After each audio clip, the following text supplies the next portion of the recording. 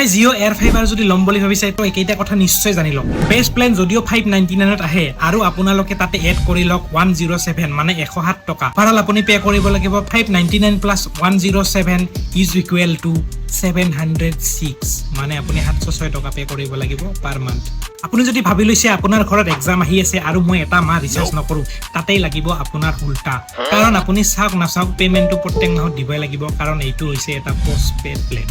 আৰু যদি আপুনি 3 মাহ ৰিচাৰ্জ নকৰে তেতিয়াহলে জিঅ'ৰ পৰা আপোনালৈ ফোন আহিব আৰু ক'ব দাদা বস্তুবোৰ পেক কৰি থক আমি ৰিটাৰ্ণ আনিবলৈ গৈ আছো বিকজ লোৱাৰ টাইমত খালি আপোনালোকৰ পৰা ৰিচাৰ্জৰহে পইচা লয় বস্তুবোৰৰ নলয় সেইকাৰণে আপুনি বস্তুবোৰ ৰিটাৰ্ণ দিব লাগিব এজ পাৰ কোম্পানী পলিচি কিন্তু সুবিধাবোৰ চাবলৈ গ'লে একো সুবিধা নাই ইয়াৰ কম্পনেণ্টছবোৰৰ কথাবোৰ আপুনি পাব এটা আউটডোৰ ইউনিট এটা ইনডোৰ ইউনিট এটা সেট টপ বক্স যিটো আপুনি নৰ্মেল টিভিটো আপোনাৰ স্মাৰ্ট বনাই ল'ব পাৰিব আৰু স্মাৰ্ট টিভিটো আপোনাৰ নৰ্মেল থাককেলা অভাৰ এতিয়া আপুনি ডিসাইড কৰক ল'ব নে নল'ব বাকিটো জয় বাবা আম্বানী